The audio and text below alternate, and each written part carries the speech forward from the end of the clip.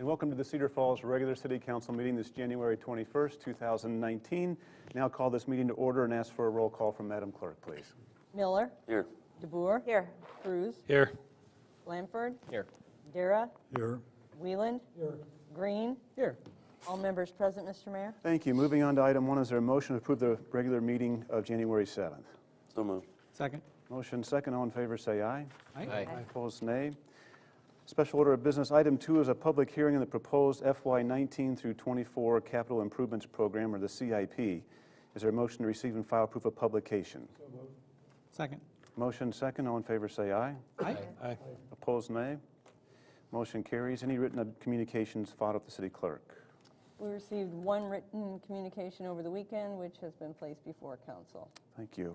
Before we move on to public comments, I'll have Jennifer Rodenbeck give us a brief description on this public hearing.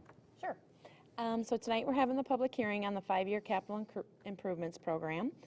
As council knows, that we use this as a planning document to look at, what projects we have going on and how we're going to look at funding those.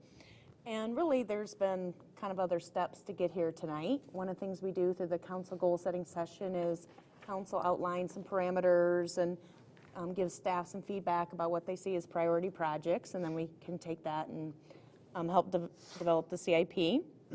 And then 2 weeks ago, we did have a committee meeting where we gave a presentation and just highlighted some projects, talked about the impacts on property taxes and our debt limit, and then that brings us to here tonight for the public hearing. Very good. Thank you, Jennifer.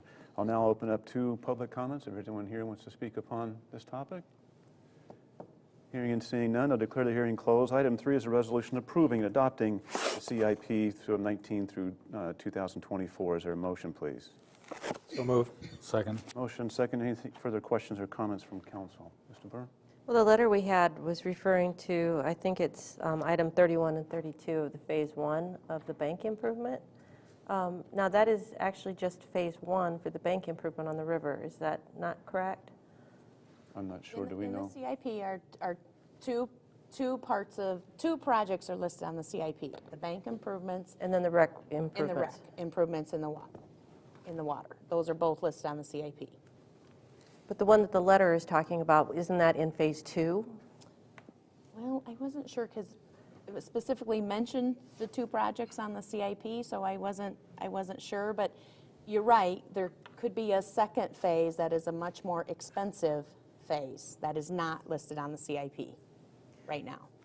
We do have it listed in the unmet needs section of the CIP to just show what that estimated cost would be for that other area of the river if the council ever wanted to take that up. Anything further from council? Well, related to that, I noticed that it's, I've known that it's projected for FY 21 and 22, or to start then.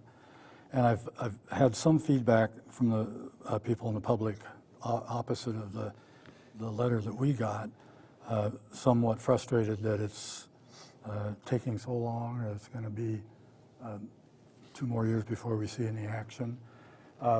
What has to happen to move something like that up on the CIP? Can it be moved, or is it etched in stone that that's when it's done?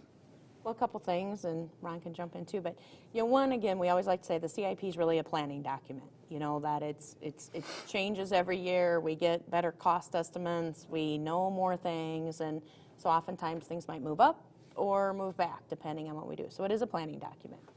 So, but the second thing is, I think when you talk about moving a project up, as you know, that impacts then funding for various other projects on the CIP. So I think if the council at some point wants to do that, we could sure have maybe a separate meeting about that and talk about, okay, if you really want to do that, then what are we going to change in terms of the general obligation funding, and what are we going to push back, or what are we going to change?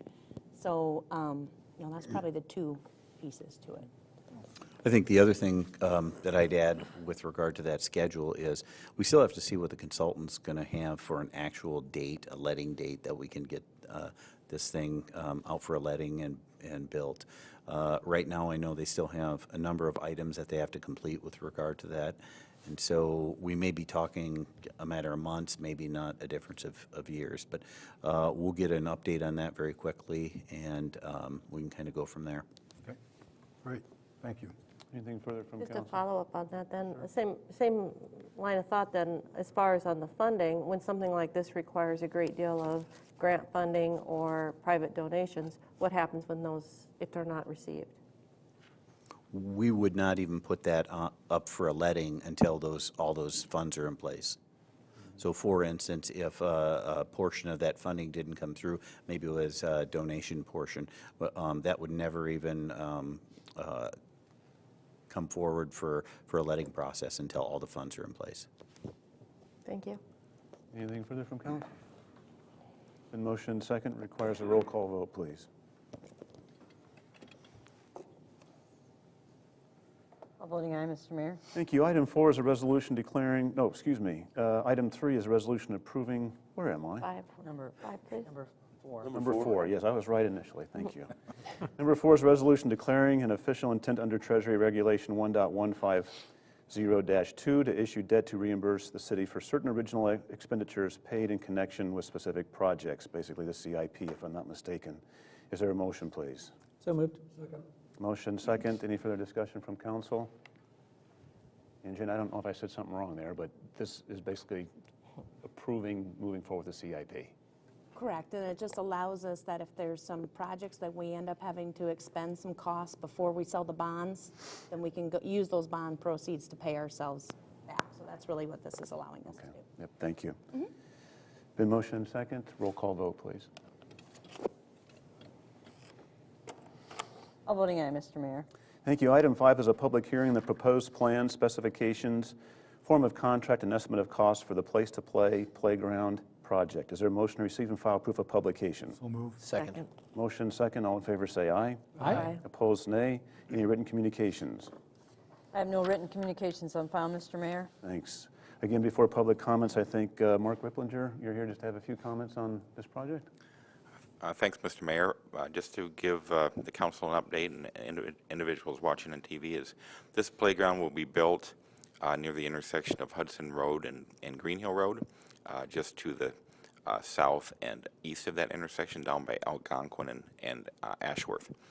The facility is planned to be ADA and handicap accessible for all ages, and it will consist of playground pieces, safety surfacing, landscaping, fencing, and at this point, city staff has already started working on the restroom.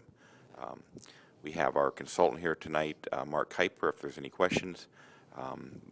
All the funding is in place, and we're hoping that we get good bids that will come in hopefully within the next couple weeks. All right, thank you. I will open up for public comments. Anyone has public comments this evening? Hearing and seeing none, declare the hearing closed. Item 6 is a resolution approving adopting the plans for the Place to Play Playground project. Is there a motion, please? So moved. Second. Motion second. Anything from council further? Requires a roll call vote, please. All voting aye, Mr. Mayor. Thank you. Item 7 is a public hearing, the proposed plans, specifications, form of contract, and estimate of cost for the 2019 street construction project. Is there a motion to receive and file proof of publication? So moved. Second. Motion second. All in favor say aye. Aye. Opposed, nay. Any written communications filed with the clerk? I have no written communications on file, Mr. Mayor. Thanks. Again, before public comments, I think Chase is here to describe this public hearing topic. Yes, thank you, Mayor. Tonight, we have the public hearing for the 2019 street construction project. This project will include the reconstruction or repair of 14 city streets totaling approximately 2.8 miles. The work that involves is full depth reconstruction, some asphalt overlays, curb spot repairs, sanitary sewer infrastructure, storm sewer, those types of things. The total estimated cost of this project is around $4.8 million. Majority of the funds that will be used will be from the local option sales tax. There is one item included in this plan set that I would like to discuss tonight, and I believe Denny has an exhibit to show here. Within the plans, we are planning to reconstruct Franklin Street from 18th to 20th. If you recall, back in August, engineering came forward with some recommendation to streets that we will be planning to do in 2019. And in August, We thought that all the street widths would remain as they are currently existing. When we continued on with final design and looking at the overall corridor, from First Street all the way south to 26th Street, as you can see in that lower left corner, with the consistency and looking at all the driveway access points and the complete streets checklist, things like that, and the on-street parking, it was determined that it would be more efficient and function better with a 31-foot street. As you can see there in the lower left, from 1st to 12th, it's 45 feet wide, and then continuing south, you can see the minimum width there of 31 at the bottom. We would like to go with that, and that's what's been included in the plans. So if there's questions regarding that, I'd be more than happy to address that. Thank you, Chase. Open up for public comment. Chase, have we started the process at all with notifying those owners that we are going to move this forward, or have? Notifying the residents? Yeah. Generally speaking, a few weeks ago, they were sent, all the residents through the entire project, they were all sent a letter notifying them of the project and the public hearing tonight. This street specifically has not been notified of the, what I would call the right-of-way impacts or their front yard impacts. That will be done prior to the construction. As soon as we know who the contractor is and the schedule and things like that, we'll get them notified. In this specific case, if you can see on that exhibit, we do have excessive right-of-way. It's 80 feet wide. All the trees and sidewalks are all set back. There's no impacts really to anything. That red line on there is kind of superimposed as a 31-foot street. So, Mr. Cruz, if you had a question, go I ahead. guess you might have answered it, but if you can keep that on there, Denny, that last picture. So you're saying that 18th to 20th is now 25 feet, and you're going to expand it to 31? correct. Okay. That's Again, public comment. Hearing and seeing none, I'll close that. Item 8 is approving and adopting the plans for the 2019 street construction project. Is there a motion, please? So move. second. Motion second. Anything further from council? Roll call vote, please. I'm voting aye, Mr. Mayor. Thank you. Item 9 is pass ordinance 2935, amending the Code of Ordinances by removing property located to the north of Arbors Drive and west of Richard Road from A1 and placing the same in R1 upon its second consideration. Is there a motion, please? Motion to approve. Motion second. Anything from council? Roll call vote, please. I'm voting aye, Mr. Mayor. Thank you. Under new business is the consent calendar. These items will be acted upon by a voice vote and a single motion without separate discussion. Unless someone from council or the public requests an item to be pulled separately. Anything from council? From the public? I'll now summarize the consent calendar. Item 10 is receive and file the resignation of Bob Frederick as a member of the Civil Service Commission. Do appreciate Bob for his public service and thanks for what he's done for the city over the years. Item 11 is receive and file the committee of the whole minutes of January 7th. 12 is receiving communication from the Civil Service Commission relative to certified lists for the following position: Civil Engineer 1 and Public Works and Park Supervisor. And 13 is approving applications for permits and licenses. Is there a motion to approve the consent calendar, please? So moved. Motion second. Any further discussion from council? All in favor say aye. Aye. Opposed, nay. Motion carries. Resolution calendar will be, these items will be acted upon by a roll call vote and a single motion without separate discussion, unless someone from the public or the council requests an item to be pulled. Any such requests from council? From the public? I'll now summarize the resolution calendar. Item 14 is approving and authorizing execution of 2 leases relative to property vacated by the 2008 flood buyout programs. 15 is approving purchase agreements, grading easements on West First Street reconstruction project. 16 is approving and accepting a warranty deed for the purchase of 73 acres relative to expansion of the West Viking Road Industrial Park. 17 is approving and accepting a warranty deed for the purchase of 126 acres relative to the expansion of the West Viking Road Industrial Park. 18 is a resolution supporting a workforce housing tax incentive program application to be submitted to the Iowa Economic Development Authority.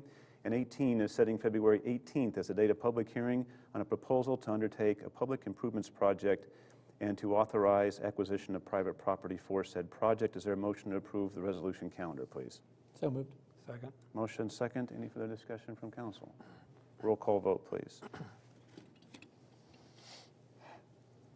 All voting aye, Mr. Mayor. Thank you. Item 20, is there a motion to approve bill and payroll? So moved. Second. Motion and second requires a roll call vote, please. All voting aye, Mr. Mayor. Thank you. Open it up for any council referrals this evening. Hearing and seeing none, any city council updates? Mr. Cruz? I'd just like to comment on an experience I had over the last weekend. I asked the street department if I could ride along with the snowplows. And it was enlightening. I suggest other council members haven't had a chance. But it was determined that the snowfall ended at 3 in the morning or thereabouts. I got a message from Brian Heath to come on out. They were going to roll at 3. I got out there at 2:45, and the briefing room was full of over 30 people ready to jump in their plows and rigs and trucks and everything. And they got briefed or debriefed, I guess you'd say, on the strategy and some particulars in town. And then we all jumped in, and you can see the row of vehicles here on the screen. This massive building holds who knows how many trucks and vehicles, but there's 20 of those trucks there with the de-icer spreaders on the back. And we jump in, we leave the building, and you feel like you're in a movie set on the A-team going out to attack something. And you get out maybe 100 feet, you drop your blade, and snow is flying. But there's 20 of those vehicles. There's 5 pickup trucks that run out there and take care of the cul-de-sacs and the smaller areas, the parking lots. There's 2 road graders and 2 end loaders that are going out there. And this particular snowfall, it took 6 hours for the entire city to be plowed. And then they go back and touch up for another couple hours to take care of drifting and various things like that. There was 2 supervisors overseeing, and there's a mechanic on duty there at 3 in the morning. And I thought that was really impressive. The people come in there and they're ready to roll and take care of the streets. I was also told that there's a de-icer or a brine solution put down before the snow arrives to make it easier to clear the streets. Specifically, I asked to be involved with the roundabouts on University Avenue. And it was very efficient, and the vehicle driver said he thought that the roundabouts were easier to clear than the regular signalized intersections because of the way the design is set up, and they just go round and round, and 3 vehicles kick it out. They take care of the primary streets first, of course, then the secondary, and then from there you go off into the neighborhoods, and you just crisscross east, west, north, south, and it's just quite the sight. And I just wanted to give a shout out and say they do a fantastic job. Very good. Taking care of the streets. They do indeed. Thank you for that. Any other updates, Ron? Yes, Mr. Mayor, I promised the Blackhawk County Health Department I'd do a quick PSA for them. That this is Radon Awareness Month, and they're selling radon test kits for $10, which includes not only the kit itself, but also the price of lab taking care ofs and the postage itself. So there's really not a reason to fail to get your home radon tested. Iowa has one of the largest incidences of radon in the country, so it's a very serious problem for our area. They are going to be offering these test kits for $10, which I purchased mine already this month. And it's going to be here at the Cedar Falls Recreation Center on January 23rd, 11 a.m. to 1 p.m. It only took me about 3 minutes to pick up my kit. They gave me a quick instruction, and now I've got it in my basement, and I'll let you know the results in 2 weeks. Great, thanks, Rob. Anybody else on council? I know we have our UNI student liaison, Jacob Madden, for a brief update as well. Thank you very much, Mr. Mayor, and thank you, Council. I just wanted to offer a brief statement on behalf of Northern Iowa Student Government on Martin Luther King Jr. Day. Martin Luther King Jr. Day is a holiday that calls us as a nation and as a community to honor the dedicated work of the Reverend Dr. Martin Luther King Jr. and other courageous leaders of the civil rights movement. Countless women and men across the country work together to paraphrase Dr. King, bend the arc of the moral universe towards justice by tirelessly pursuing a righteous equality denied to them by the bonds of prejudice. Dr. King's leadership and ultimate sacrifice are a testament to the gravity of the civil rights movement and a model of dedication to those who have followed in his footsteps.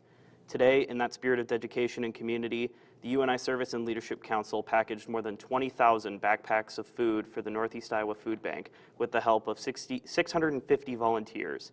Volunteerism plays a crucial role in the building and maintaining of our communities, and the Cedar Valley is fortunate to have such engaged and passionate community members. Let us take forward from today a commitment to identify and rectify any injustice in our communities, that we may build a better, brighter future together. Thank you, Jason. Appreciate that. We'll now move on to item 21, is to go to executive session to discuss collective bargaining per Iowa Code Section 20.17.3 following public forum. Is there a motion, please? So moved. Second. Motion second requires a roll call vote.